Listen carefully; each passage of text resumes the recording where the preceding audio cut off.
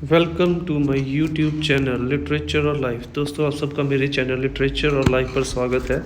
आज इस वीडियो में मैं आपके लिए लेके आया हूँ आर्थर कॉनन डॉयल द्वारा लिखा गया वन एक्ट प्ले वाटरलू, जिसका कि हिस्टोरिकल इम्पोर्टेंस भी है। उसकी डिटेल्ड समरी एंड एनालिसिस। तो इससे पहले कि हम लोग अपने मेन टॉपिक की तरफ आगे बढ़े, थोड़ा सा हम लोग आर्थर कॉनन डॉयल के बारे में जान लें। Was a British writer and medical doctor. वो बेसिकली एक ब्रिटिश राइटर थे, उसके साथ साथ मेडिकल डॉक्टर भी थे। He created the character Sherlock Holmes in 1887 for a study in scarlet. उनको ज़्यादातर जाना जाता है उनके शर्लॉक होम्स के करेक्टर की क्रिएशन के लिए। The first of 4 novels and 56 short stories about Holmes and Dr. Watson, the Sherlock Holmes stories are generally considered milestone in the field of crime fiction। और जो इनकी शर्लॉक होम्स स्टोरीज़ हैं, fiction है, इसमें उन्होंने बहुत सारी जो स्टोरीज़ लिखी हैं और ये स्टोरीज़ माइलस्टोन मानी जाती हैं क्राइम फिक्शन के क्षेत्र में। Doyle was a prolific writer and then Holmes stories. His works include fantasy and science fiction stories about Professor Challenger and humorous stories about the Napoleonic soldiers, brigadier guard, as well as play, romances, poetry, non-fiction and historical novel। तो वो एक prolific writer थे जिनके subject जो थे वो varied interest वाले थे। वो एक चीज़ के ऊपर कंसंट्रेट नहीं करते थे। जैसे उनकी डिटेक्टिव स्टोरीज़ थी, उनकी फैंटेसीज़ भी थी, साइंस फिक्शन भी थी, ठीक है। उसके बाद historical as well as romances और पोइट्री और नॉन फिक्शन भी उनकी जो आर्ट फॉर्म, उनकी जो टैलेंट का एक हिस्सा था, उनकी क्रिएशन का एक हिस्सा था। One of the Doyle's early short stories J Habakuk Jephson statement help to popularise the mystery of the Mary Celeste. तो इस प्रकार से जो सर आर्थर कैनन डॉयल हैं उनकी जो स्पेशलिटी जो थी वो एक नहीं थी, बल्कि वो मल्टी टैलेंटेड राइटर थे और उन्होंने लगभग हर क्षेत्र में अपनी रचनाओं से योगदान देने की कोशिश की। तो ये थी हमारी सर आर्थर कनन डॉयल के बारे में एक ब्रीफ सी introduction. Now let's move on to our main topic, that is Arthur Conan Doyle's Waterloo. तो जो वाटरलू है, ये battle of Waterloo, historical battle of Waterloo है, जो कि ब्रिटेन और फ्रांस नेपोलियन की आर्मी के बीच में लड़ी गई थी। और उसी हिस्टोरिकल इवेंट के ऊपर आधारित ये कहानी हमारे सिलेबस में लगी हुई है। तो बेसिकली इस कहानी के अंदर क्या है, किस तरीके से चीज़ों को दिखाया गया, वो हम लोग आने वाले स्लाइड्स के अंदर देखेंगे, आने वाले इंसिडेंट्स के अंदर देखेंगे। तो सबसे पहले हमें पता होना चाहिए करेक्टर के अंदर कितने करेक्टर हैं, सॉरी प्ले के अंदर कितने करेक्टर हैं। There are 4 characters in the play, 4 character हैं। कॉर्पोरल जॉर्जरी ब्रेस्ट, जो कि प्रोटैगोनिस्ट भी है, हीरो भी है कहानी का। एज्ड 96 साल की उसकी उम्र हो चुकी है। नोरा ब्रेस्टर, हिज ग्रैंड नीस, उसकी सबसे बड़ी भतीजी नोरा ब्रेस्टर, जो कि वहाँ पर उसका ध्यान रखने, उसकी हेल्थ का ध्यान रखने, उसका ध्यान रखने के लिए आई हुई है। सार्जेंट मैकडोनाल्ड, फिर उसी की बटालियन का, जॉर्जरी ब्रेस्टर की बटालियन का प्रेजेंट डे का सार्जेंट मैकडोनाल्ड एंड कलोनल मिडविंटर। तो ये मेन करेक्टर्स हैं हमारे, जिसमें जॉर्जरी ब्रेस्टर हो गए, नोरा ब्रेस्टर हो गए, सार्जेंट मैकडोनाल्ड हो गए और कलोनल मिडविंटर हो गए। In a front room, of scene की सेटिंग क्या है, in a front room in a small country house there is a रफली made painting of a corporal Brewster in a red coat with a bear skin। On one side of the portrait there is a cutting from newspaper frame and on the other there is a medal also within a frame।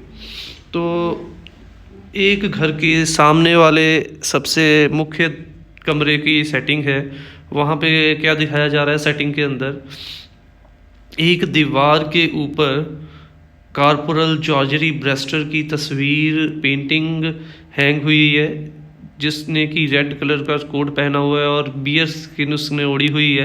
उसके साथ साथ उसके एक side के ऊपर newspaper की cutting जो है वो फ्रेम करवा के दीवार पे लगाई गई और दूसरे साइड पे एक फ्रेम में एक बहादुरी का जो मेडल है वो हैंग कर रहा है। तो ये हम लोगों को पता चल गया कि 4 मेन कैरेक्टर सेटिंग क्या थी।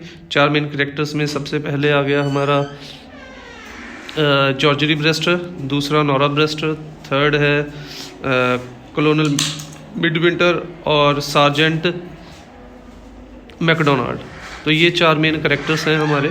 और इवेंट क्या है, जॉर्जरी ब्रेस्टर का ही एक घर जिसकी कि ये सेटिंग बताई गई है, जिसमें एक सेंटर में जॉर्जरी ब्रेस्टर की यूथ डेज की एक पेंटिंग लटकी हुई है। एक साइड के ऊपर एक न्यूज़पेपर की कटिंग है और दूसरे साइड के ऊपर एक बहादुरी का मेडल जो है वो फ्रेम करवा के दीवार पे हैंग किया गया है। In Arthur Conan Doyle's play Waterloo the main character is corporal Gregory Brewster.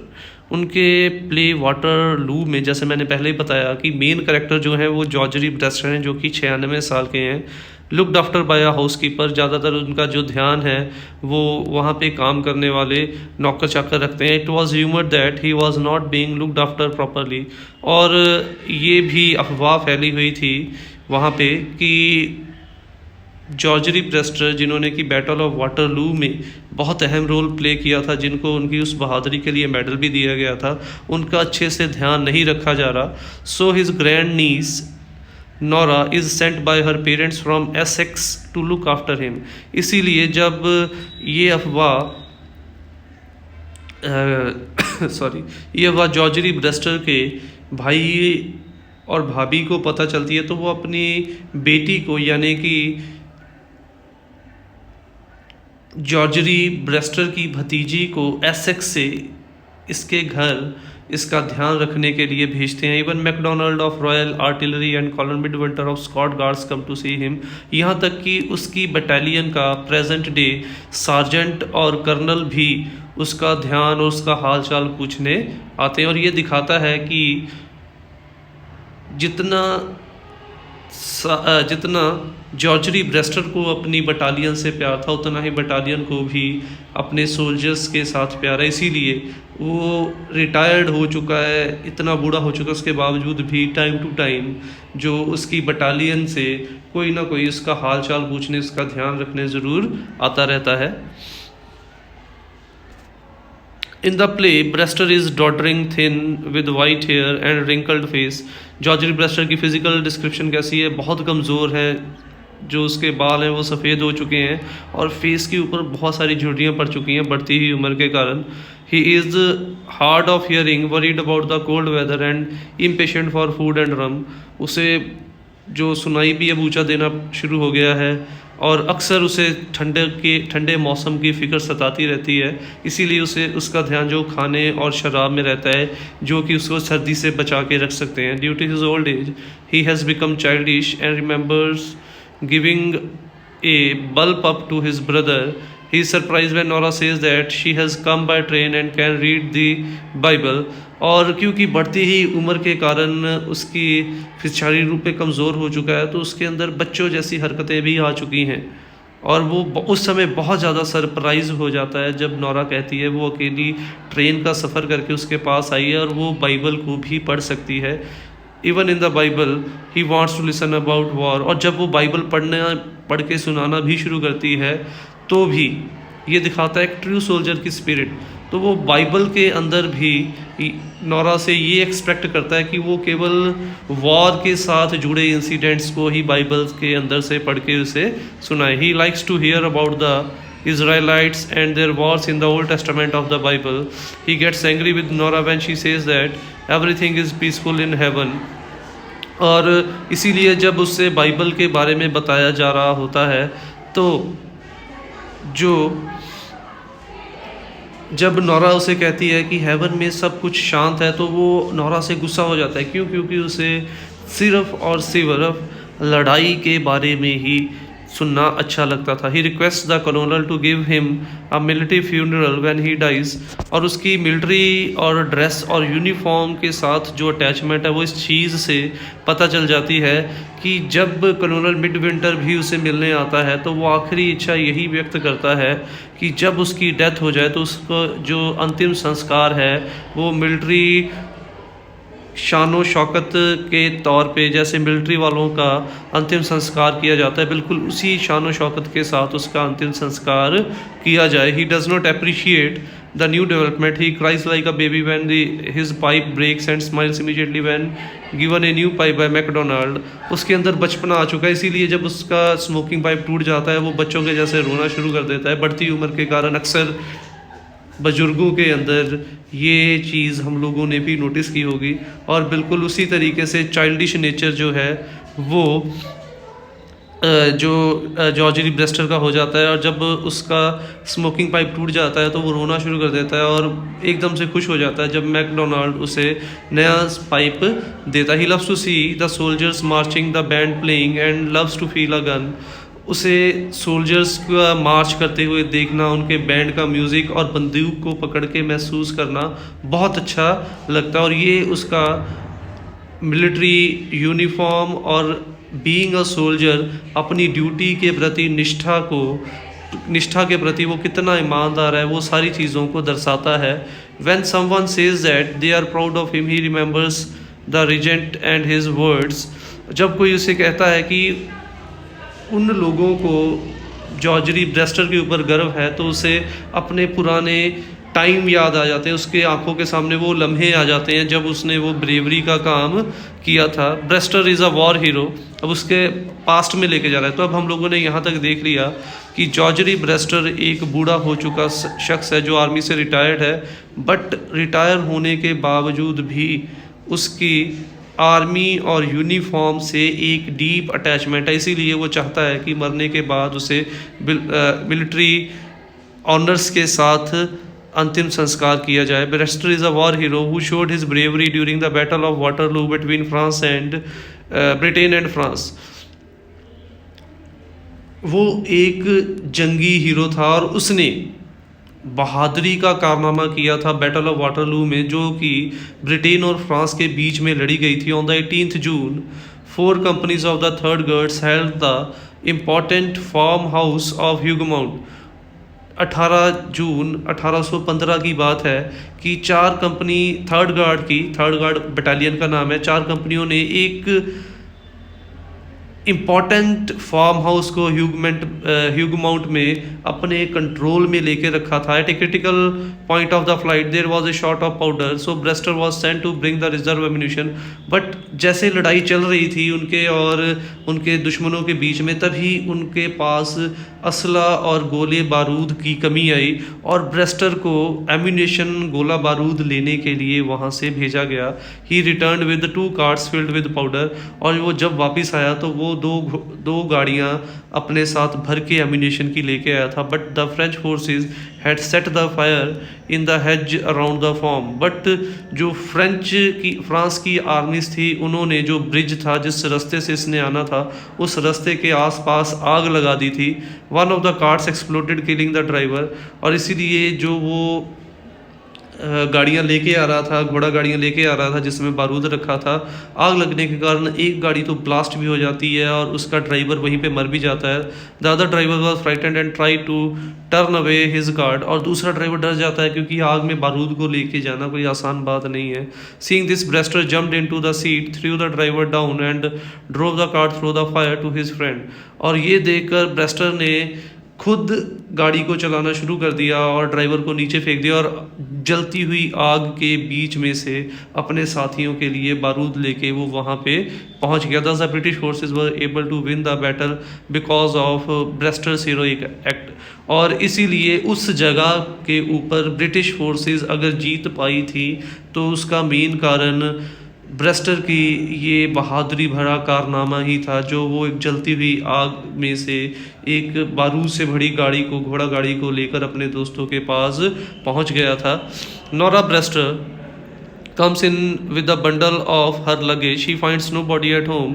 She is impressed. तो ये थी historical background. अब हम लोग present में आ जाते हैं. Nora Brewster comes in with a bundle of her luggage. She finds nobody at home. She is impressed with her grand uncle's portrait and medal.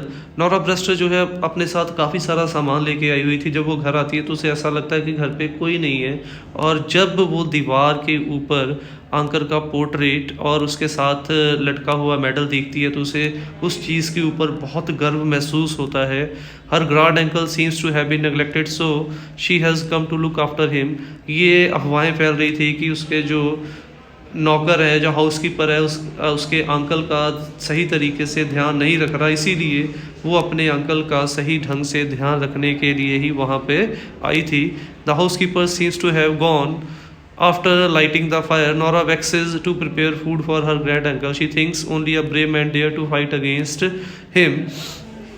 और जब वो घर आती है तो शायद काम जो नौकर रखा गया था वो घर का काम ख़त्म करके जा चुका था, और नोरा अपने अंकल के ऊपर से नीचे आने से पहले उसके लिए खाना बनाना शुरू कर देती है. और अब मनी मन ये सोचना शुरू कर देती है कि उसके अंकल जितना बहादुर शख्स कोई नहीं है, कोई बहादुर ही उसके अंकल के साथ लड़ने की बारे में सोच सकता है. Just then, Sergeant MacDonald has come to see Corporal Georgery Brewster, who was in the Scots Guard and who fight in the Battle of Waterloo. और जब ये चीज़ें सोच ही रही होती है तभी जॉर्जरी ब्रेस्टर जो है सार्जेंट मैकडोनाल्ड जो है वो भी जॉर्जरी ब्रेस्टर को मिलने और देखने आ जाता है. Then the sergeant goes out wishing to come again and in an hour or two when he comes back from the butts. पर क्योंकि जब उसे नोरा से बात करते हुए पता चलता है कि शायद उसका जो जॉर्जरी ब्रेस्टर है वो आराम कर रहा है, तो वो ये वादा करके कि वो 2-4 घंटों में फिर आएगा ये देखने की क्या जॉर्जरी ब्रेस्टर का ध्यान सही ढंग से रखा जा रहा है या नहीं रखा जा रहा, और वो उसे गुड लक कह के वहाँ से चला जाता है. Then Nora asks who she will say come for him. He returns and says that he is Sergeant MacDonald of artillery. He has heard that the old gentleman was not properly looked after. Nora says that is why her father sent her to do what she could. तो Nora कहती है कि ठीक है तुम जा तो रहे हो, पर जब उसके अंकल जाग जाएंगे या आ जाएंगे तो वो उसे क्या बताए कि कौन उसे मिलने आया था. तो वो कहता है कि उसका नाम सार्जेंट मैकडोनाल्ड है, और जब अंकल आ जाए तो उसको बोलना कि सार्जेंट मैकडोनाल्ड आर्टिलरी से आया था, और वो इसलिए आया था क्योंकि उनकी बटालियन के पास भी ये खबरें पहुंची थी कि जो जॉर्जरी ब्रेस्टर है उसका सही ढंग से ध्यान नहीं रखा जा रहा. तो नोरा कहती है वो भी इसीलिए यहाँ पे आई है, उसके फादर ने भी नोरा को इसीलिए यहाँ पे भेजा है क्योंकि ऐसी ही खबर जो है नोरा की फैमिली को भी मिली थी. She is preparing tea for the old man. MacDonald says that there is not many living now who can say that they fought against Napoleon Bonaparte. और वो कहती है कि इसीलिए वो अपने अंकल के आने से पहले उनके लिए टी भी बना रही है.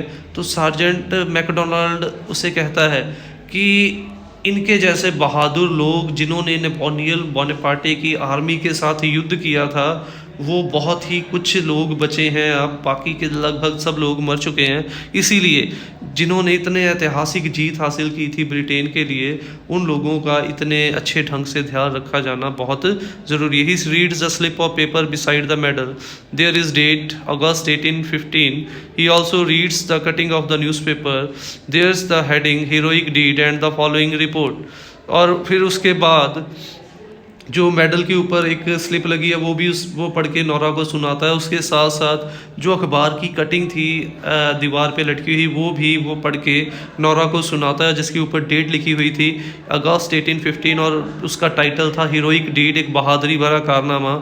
On Tuesday, an interesting ceremony was performed at the barracks of the 3rd Regiment of the Guards, and a special medal was presented to Corporal Georgery Brewster in recognition of his bravery in the recent great battle. और उसके ऊपर लिखा गया था कि जॉर्जरी Brewster को उनकी recently concluded war battle of Waterloo में बहादुरी के लिए एक मेडल के साथ बहादुरी के मेडल के साथ सम्मानित किया जा रहा है. On 18th of June, 4 companies of the Third Guard held the important feature of Hugh at a critical point of the action. Troops found themselves short of powder, and Corporal Brewster was sent to bring the reserve ammunition. The corporal returned with 2 cards, but he found that in his absence, French had ignited the hedge and around the farm, and the passage of the cart had become almost impossibility. और फिर वो historical background दिखाना शुरू किया जाता है जिसके कारण उसको बहादुरी के लिए मेडल दिया गया था। तो कहानी अब फ्लैशबैक में जा रही है 18 जून को, ठीक है। 4 कंपनियों ने, थर्ड गार्ड की 4 कंपनियों ने ह्यूग माउंट में एक इम्पॉर्टेंट फार्म हाउस के ऊपर कब्जा करके रखा हुआ था, और उनका वहाँ पे फ्रांस की आर्मी के साथ एक बहुत ही भीषण युद्ध चल रहा था। बट तभी ब्रिटिश आर्मी के ये जो थर्ड गार्ड की बटालियन थी, इनको अपने पास असला ख़त्म होता हुआ महसूस होता है। इनको लगता है इनकी एम्यूनिशन का गोला बारूद जो है वो ख़त्म हो रहा है, इसीलिए वो जॉर्जरी ब्रेस्टर को और गोला बारूद लेने के लिए भेज देते हैं। और जब जॉर्जरी ब्रेस्टर वहाँ से गोला बारूद लेके लौट रहा होता है, तो वो देखता है कि उसके जाने के बाद फ्रेंच वालों ने रास्ते के ऊपर आग लगा दी है, और आग लगने के कारण गोला बारूद से भरा हुआ जो कार्ट, जो घोड़ा गाड़ी को लेके जाना उसके दोस्तों तक फार्म हाउस में लगभग नामुमकिन है। The first cart exploded, killing the driver and his comrade turned his horse's. और पहला जो घोड़ा गाड़ी था वो आग की चपेट में आके ब्लास्ट हो जाती है, उसका ड्राइवर भी मर जाता है।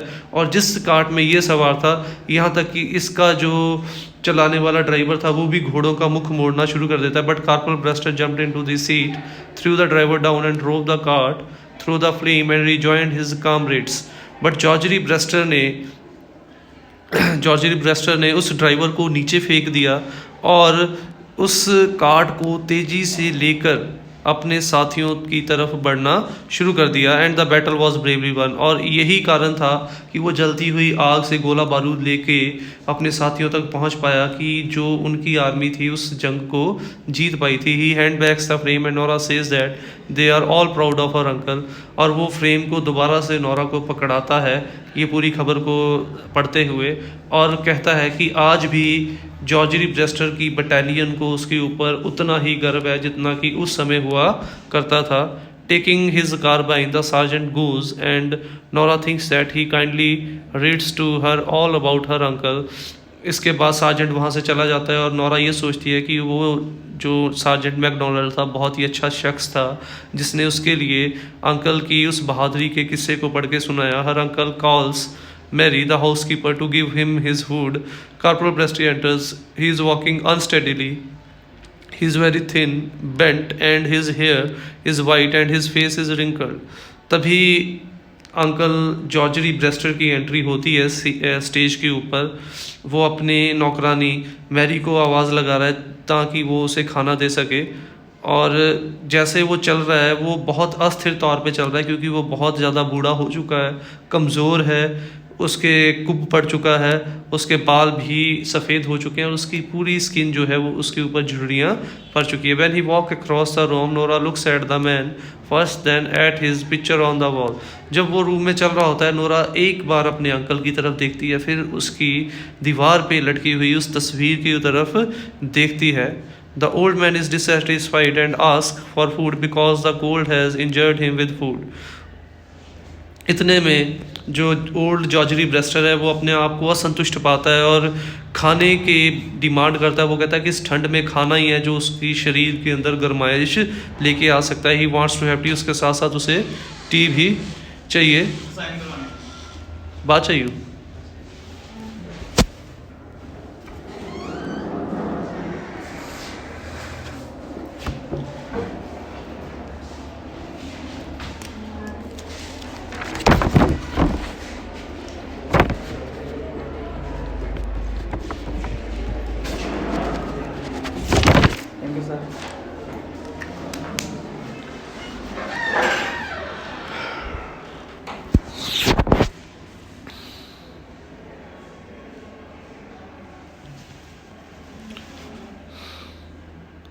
Then the Nora introduces her as his brother, George, granddaughter, and he is surprised at his little George having a girl. और इतने में उसका ध्यान जो है वो नोरा की तरफ जाता है। नोरा कहती है कि वो उसके भाई की ग्रैंड डॉटर है, और वो सरप्राइज हो जाता है कि उसके भाई की एक बेटी भी है। He remembers that he gave up to his brother and ask if he did not give it her to bring, and Nora replies that her grandfather died 20 years before. और फिर वो अपने एक पुराने इंसिडेंट को याद करता है। वो कहते हैं कि मैंने उसके ग्रैंड फादर को, यानी कि उसके भाई को, जॉर्जी ब्रेस्टो ने अपने भाई को, जिसके बेटे की आगे ये बेटी है, उसको एक पप दिया था। और वो कहती है कि क्या उसने वो पप उसे आज वापस लेके आने के लिए दिया है। तो वो कहती है कि उसके ग्रैंड अंकल की तो जो डेथ है वो 20 साल पहले ही हो चुकी है। He drinks tea with loud sipping, she gives him butter and egg and he eats voraciously. He asks her if she come by coach yesterday. वो उसके बाद उसे खाना देती है। वो बड़ी बेसब्री के साथ खाने को तेज़ी तेज़ी से खाना शुरू कर देता है, और उससे पूछता है कि वो किस तरीके से वहाँ पे आई है। He wonders how she travelled more than 20 miles in the morning. वो हैरान हो जाता है कि एक अकेली लड़की किस तरीके से इतना सफ़र करके ट्रेन के थ्रू यहाँ पे आई है। He surprised at the rapid progress in the world. He says that he gets angry for home food, life does not seem very long to him.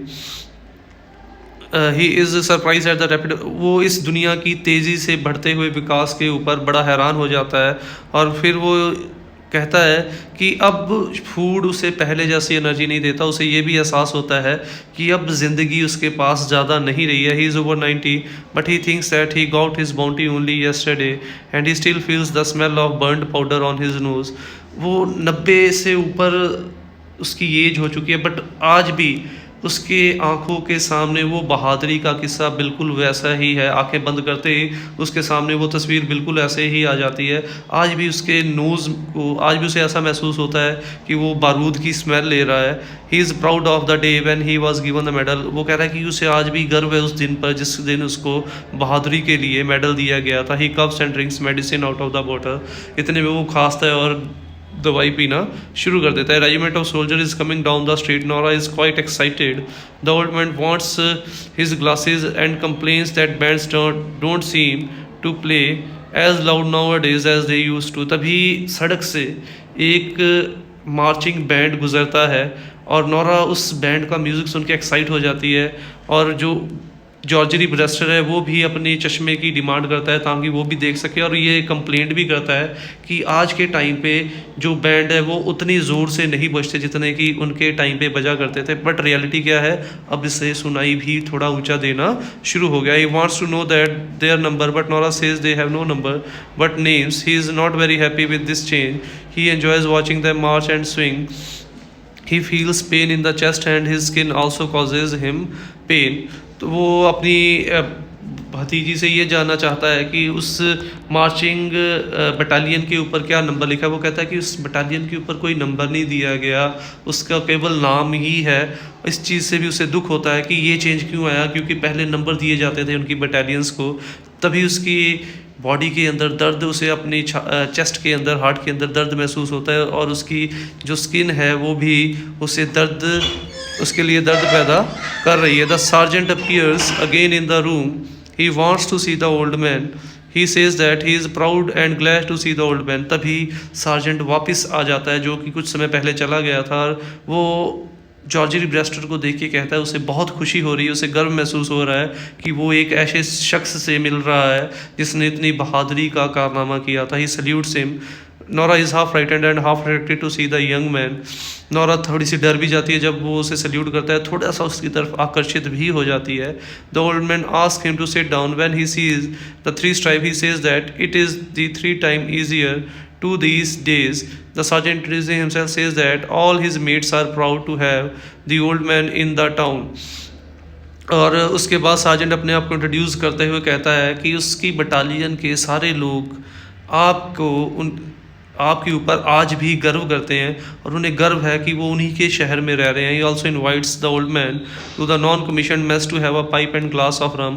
वो उसे यहाँ तक इन्विटेशन देता है कि वो मेस में आए और उस वहाँ पे आके उसके साथ स्मोक और ड्रिंक करे। The corporal says that he will go there in the fine weather. वो कहता है कि वो आएगा जब मौसम जो है वहाँ पे ठंड थोड़ी सी कम हो जाएगी।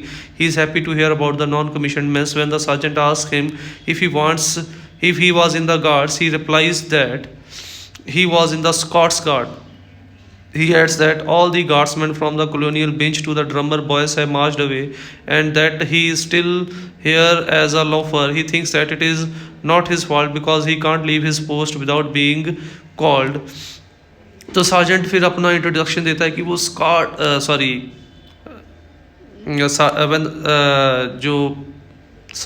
जॉर्जी ब्रेस्टर अपनी इंट्रोडक्शन देता है कि वो स्कॉट गार्ड में था और उसने आज भी उसके याद है किस तरीके से उसने बहादुरी का काम किया था.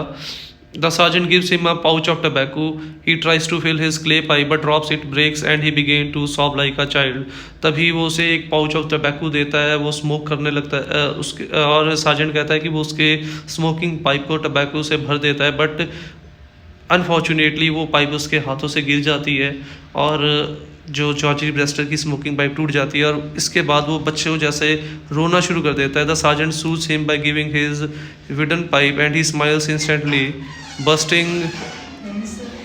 bursting through his tears.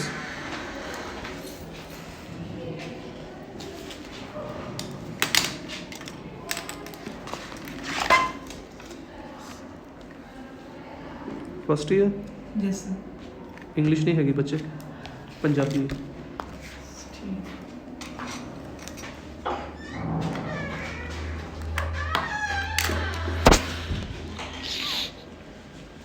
Then the sergeant goes out. Nora thinks that he will be like her grand uncle.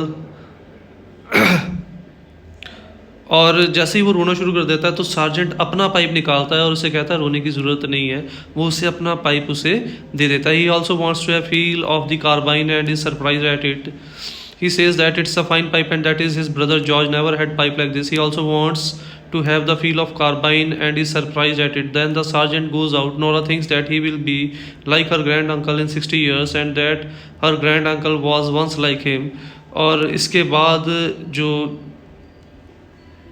Sergeant McDonald है वो वहाँ से चला जाता है और जो नोरा है उसके जाने के बाद सोचती है कि एक दिन वो भी अपने अंकल के जैसे बूढ़ी हो जाएगी और एक दिन उसका अंकल भी उसी के जैसे जवान था. The old man asks her to move his chair to the door. It will be warm there and the flies won't disturb him. The old man then asks Nora to read him from the novel. He wants her to read about the wars and soldiers. फिर उसके बाद वो Nora को कहता है कि वो उससे बाइबल पढ़ के सुनाए और बाइबल में भी वो चाहता है कि नोरा उसको केवल लड़ाइयाँ और सोल्जर्स के बारे में ही पढ़ के सुनाए.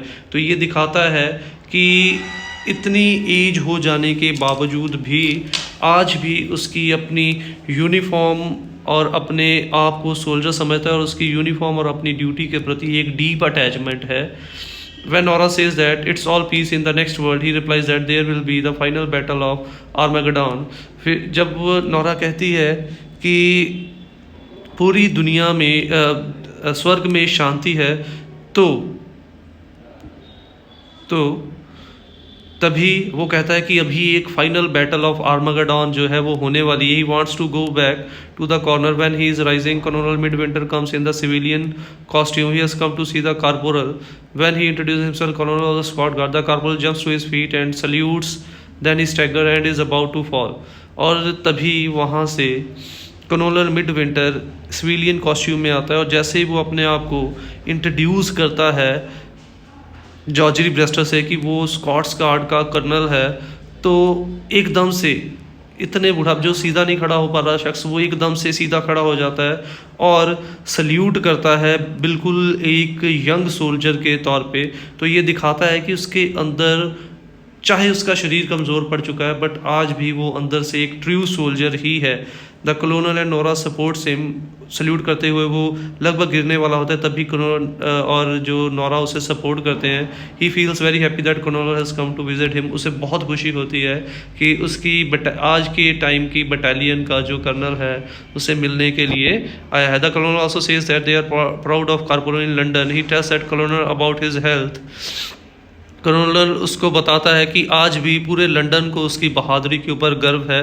फिर वो उससे उसकी हेल्थ के बारे में पूछताछ करता है, but his memory is excellent. He remembers the names of every person in the company and every detail of the battle. But वो हैरान हो जाता है कि इतनी एज हो जाने के बावजूद भी उसकी मेमोरी बहुत शार्प थी। उसे आज भी अपने हर साथी का और अपनी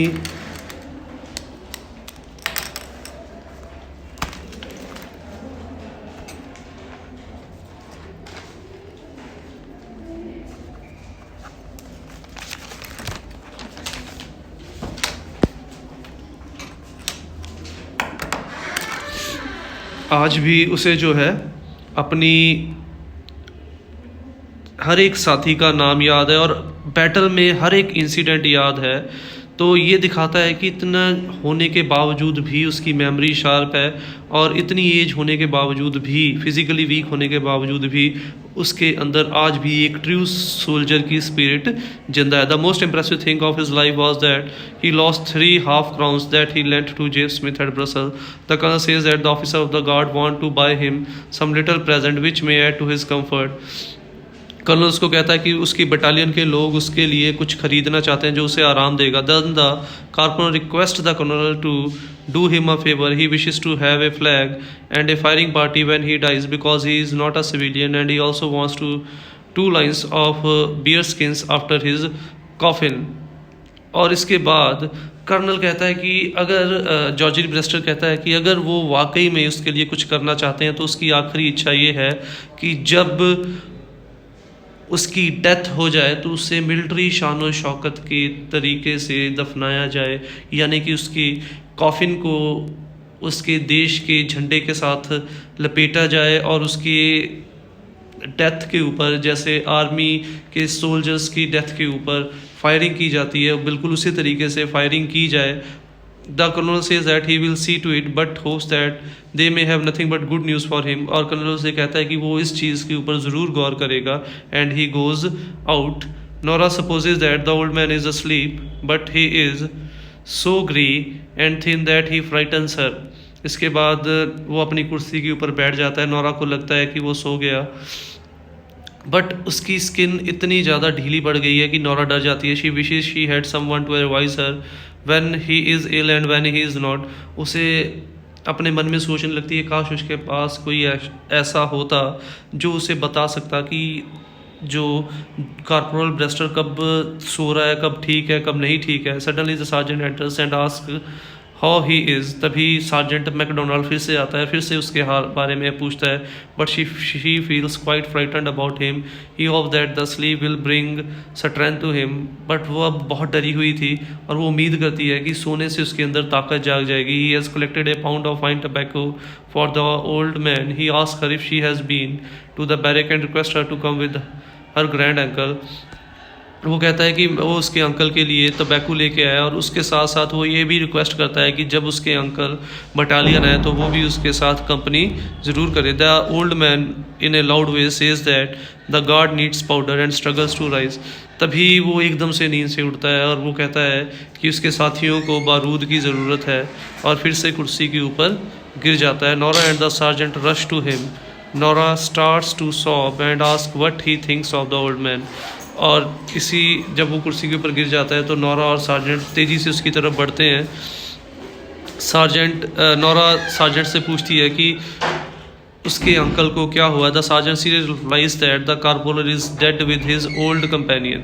और कॉर्पोरल उसे कहता है कि सार्जेंट उसे कहता है कि आज उसके अंकल जॉर्ज ब्रेस्टर जो है वो अपने साथियों के पास पहुंच गए, यानी कि आज उनकी डेथ हो चुकी है। In the end, to conclude, we can say that George Brewster is presented as a true soldier। तो वाकई में जॉर्ज ब्रेस्टर को एक सच्चे सोल्जर के तौर पे कहानी में, प्ले में पेश किया गया है। वो remain as a soldier even the last moment of his life, जो अपने आखिरी सांस तक एक सच्चा सिपाही बन के जीता है और सच्चा सिपाही बन के मरता है। और जब वो मरता भी है तब भी उसके मुंह से जो आखिरी आवाज़ निकलती है वो वही लड़ाई की वार क्राई थी, जिस वार क्राई को बोलते हुए उसने इतना बहादुरी भरा काम किया था। तो तो ये था हमारा one act play the Waterloo, जिसमें हम लोगों ने देखा कि जॉर्ज री ब्रेस्टर ने किस तरीके से बहादुरी का काम किया था, और इसमें मेन करेक्टर भी हमारा जॉर्ज री ब्रेस्टर का ही बनता है।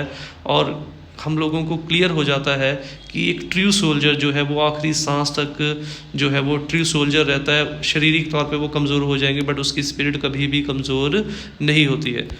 तो उम्मीद करता हूँ आपको वीडियो अच्छी लगी होगी। अगर वीडियो अच्छी लगी हो तो वीडियो को लाइक और कमेंट ज़रूर कीजिए, और ऐसी वीडियोस के लिए चैनल को लाइक और सब्सक्राइब ज़रूर कीजिए। Thanks for watching the video.